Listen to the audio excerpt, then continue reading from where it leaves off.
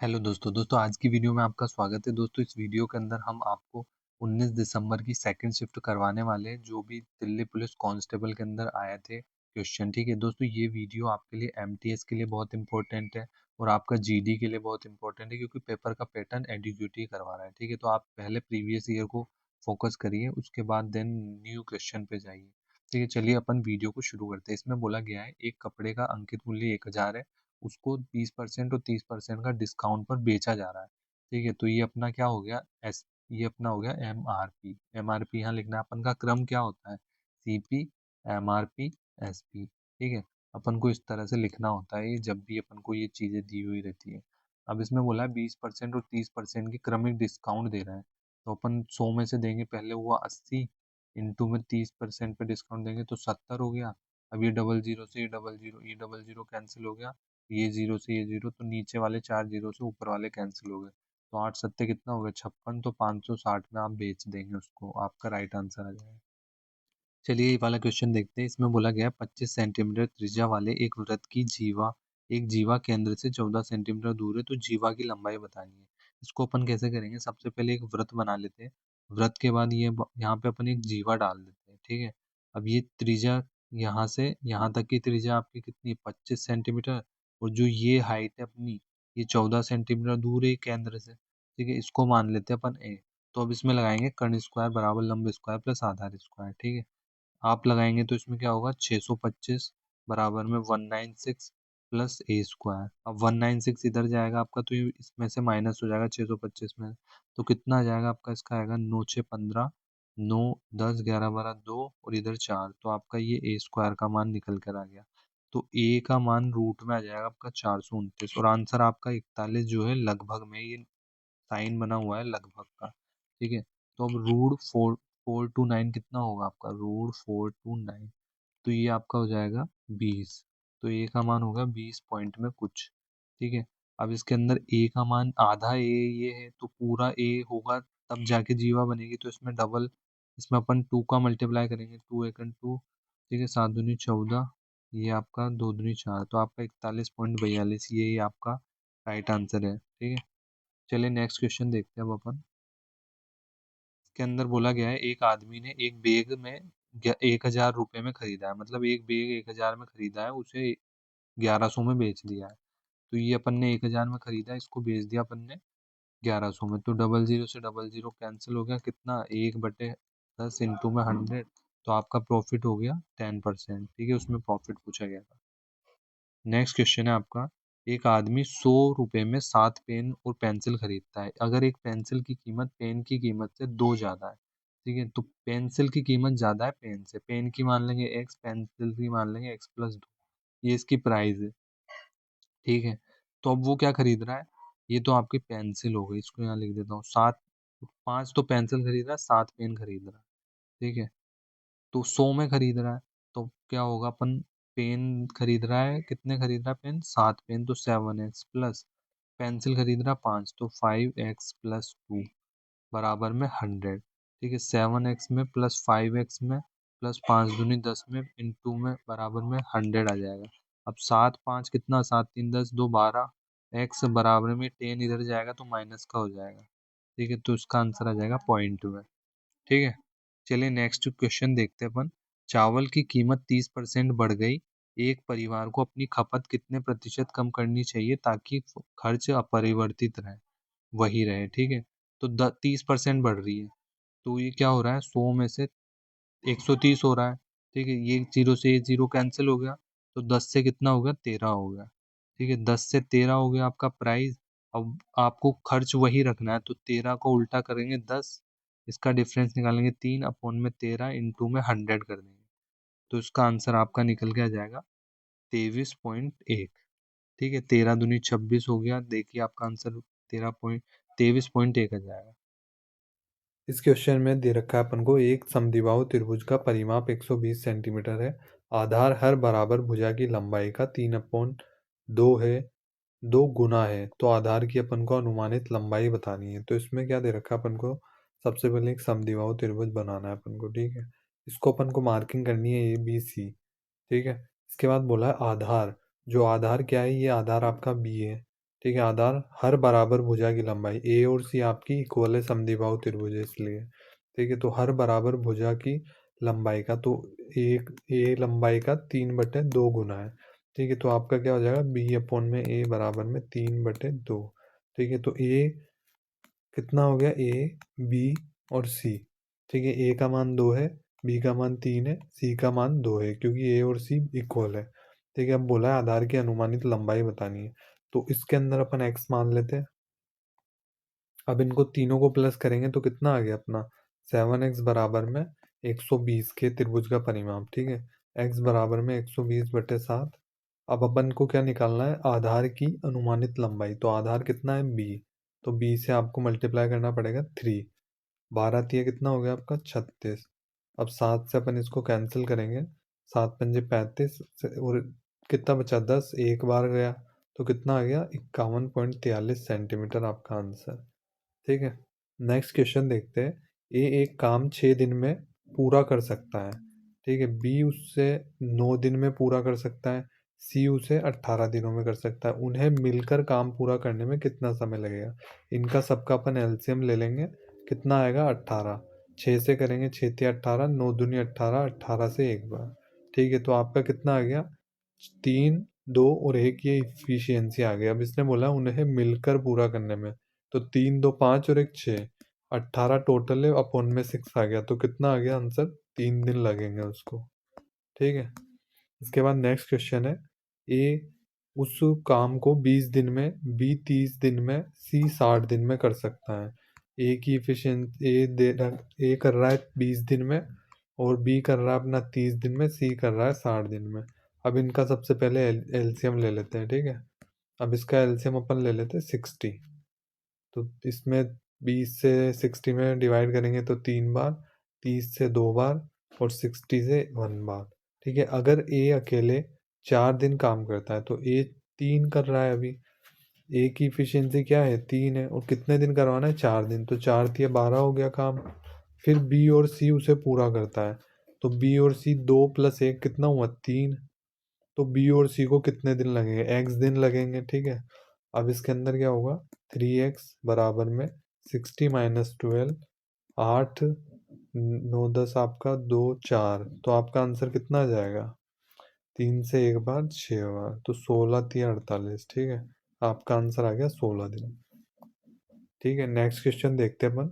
10 cricket मैचों का औसत स्कोर दे रखा है 55। ठीक है, अगर सबसे ज़्यादा स्कोर हटा दिया जाए तो औसत रन 52 रन हो जाता है। तो सबसे ज़्यादा स्कोर क्या था, तो इसके अंदर क्या बोला है, 10 क्रिकेट मैचों का एवरेज दे रखा है उनको 55 रन। ठीक है, इसके बाद बोला अगर सबसे ज़्यादा स्कोर हटा दिया जाता है, तो सबसे ज़्यादा स्कोर अपन को पता नहीं है, तो अपन उसको मान लेंगे एक्स। ठीक है, तो औसत एवरेज क्या हो जाता है, 52 हो जाता है। तो एक हटेगा तो कितना हो जाएगा आपका 9, और यहाँ पर कितना हो रहा है एवरेज, 52। ठीक है, यहाँ पे कितना कम हो रहा है, -3, यहाँ कितना कम हो रहा है, -1। तो 3 की मल्टीप्लाई होगी 10 से। ठीक है, -1 किसकी होगी, -52 से। ठीक है, अब इसको आप प्लस करेंगे तो 2, 5, 6, 6, 7, 8, तो कितना आ गया आपका आंसर, 82। ठीक है, ये आपका राइट आंसर है। चलिए नेक्स्ट क्वेश्चन देखते हैं। 85 क्वेश्चन, इसमें बोल रखा है रूट के अंदर 2 है। तो मैंने आपको पिछली वीडियो में सिखाया था इसके अंदर क्या करना है, इसका ऐसा डिफरेंस, ऐसा अपन को मल्टीपल निकालना है जिसका डिफरेंस 1 हो। जैसे 2 × 1 करेंगे तो 1 इसका डिफरेंस आ जाएगा। ठीक है, अब इसके अंदर क्या बोला है, प्लस दे रखा है, तो प्लस में हमेशा ज़्यादा वाले को लेना है, तो अपन का आंसर आ जाएगा 2। ठीक है, नेक्स्ट क्वेश्चन है। एक ठोस गोलार्ध का कुल सतही क्षेत्रफल दे रखा है। ठीक है, ठोस गोला है, उसका कुल सतही क्षेत्रफल दे रखा है, कितना होता है, 4πr²। कितना दे रखा है, 7864। ये इसके बराबर हो जाएगा। फिर पाई का मान रखेंगे 22/7। r² अपन को पता नहीं है, निकालनी पड़ेगी अपन को। ठीक है, तो r² आपका आ गया 7864 × 7/88। ठीक है, अब यहाँ से अपन को क्या निकाल लेना है, यहाँ से आपको r निकाल लेना है। ठीक है, और जो भी आर आता है आपका उसको रखना है आपको 4/3 पाई आर क्यूब वाले फॉर्मूले में। तो इसका आपका वॉल्यूम निकल जाएगा। ठीक है, आपका वॉल्यूम इसके लगभग आएगा कुछ। चलिए नेक्स्ट क्वेश्चन देखते हैं। एक गोले की त्रिज्या दे रखी है जिसका आयतन दे रखा है अपन को 64 पाई दे रखा है। तो गोले की त्रिज्या बतानी है अपन को क्या होगी। तो आयतन क्या होता है गोले का आयतन होता है 4/3 पाई आर क्यूब। ठीक है, 64 पाई हो गया। पाई से पाई कैंसिल हो गया, 4 से काटेंगे एक बार, और 4×5 = 4×6 = 24, 16 बार गया है। ठीक है, आर क्यूब का मान कितना आ गया, 16 × 3।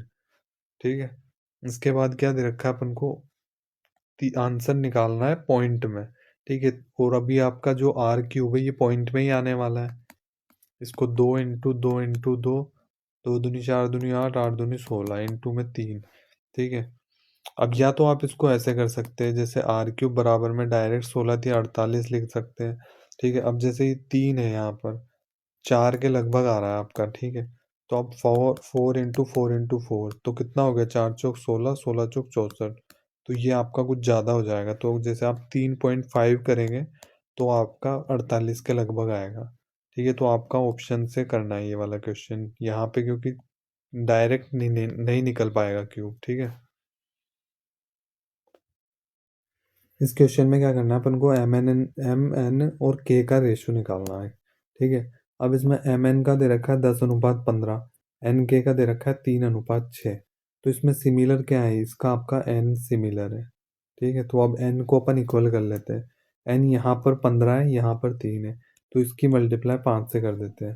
ठीक है, तो 10, एम का मान 10, एन का मान 15, और आपके के का मान कितना हो जाएगा, 6×5 = 30।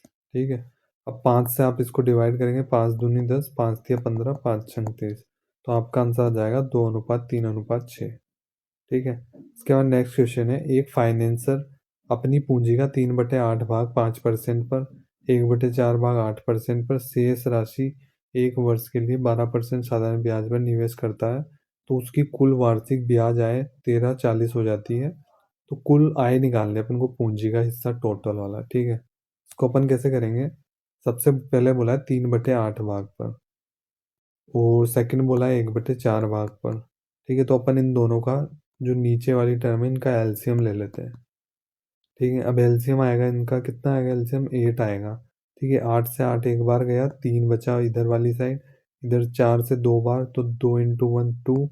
तो कितना हो गया ये आपका, 3 4 5 6 7 8, 3 बच गया आपका। तो ये रेशो निकल गया एक तरह से, जो पूंजी लगा रहे हैं कितने अनुपात में, A:B:C। ठीक है, अब इसके अंदर क्या होगा, जो पहले भाग लगा रहे हैं कितने परसेंट पे, 5% पर, तो 3 × 5%। सेकंड में कितना लगा रहे हैं, 2 × 8% पर, और शेष राशि एक वर्ष में 3 × आपका 12। ठीक है, तो अब इसको अपन 5×3 = 15, 8×2 = 16, 12×3 = 36। अब आप इसको प्लस करेंगे, 6×6 = 12, 13 14 15 16 17 की 7 आपका, 3 4 5 6, तो कितना होगा, 67।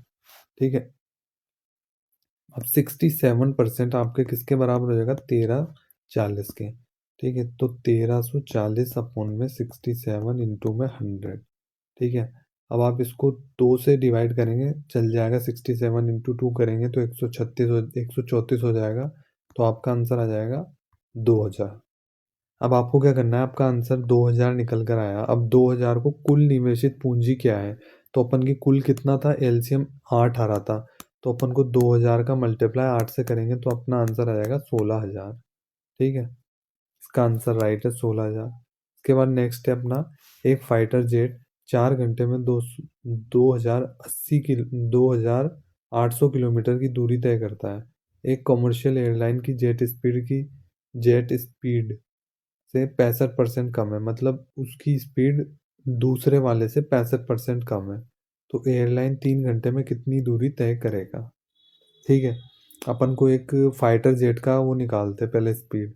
ठीक है, फाइटर जेट की स्पीड अब कैसे निकालेंगे, 2800 किलोमीटर 4 घंटे में तय कर रहा है, तो 4×7 = 28, 700 किलोमीटर पर आवर। ये किसकी निकल गई, फाइटर जेट की स्पीड। ठीक है, अब क्या बोला है इसने, कमर्शियल एयरलाइन की स्पीड फाइटर जेट की स्पीड से 65% कम है। तो इसकी 700 है, 65% कम होगी तो कितना होगा, 100 में से माइनस 65, 5 5 10 6 7 3, 35 इंटू अपॉन में 100, डबल जीरो से डबल जीरो कैंसिल हो गया आपका, तो आपका आ गया 35 इंटू 7, तो 7 पंजे 35 की 5, 3 7 21, 3 और 1 4 24 हो गया। तो इसकी स्पीड आ गई आपकी 245 किलोमीटर प्रति घंटा।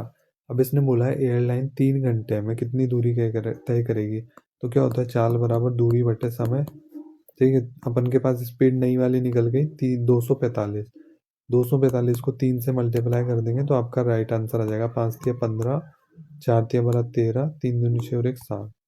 ये आपका राइट आंसर है। ठीक है दोस्तों, आज की वीडियो में बस इतना ही। दोस्तों आपको वीडियो अच्छी लगती है दोस्तों, आप वीडियो को एक लाइक कर देना और दोस्तों चैनल को सब्सक्राइब कर देना।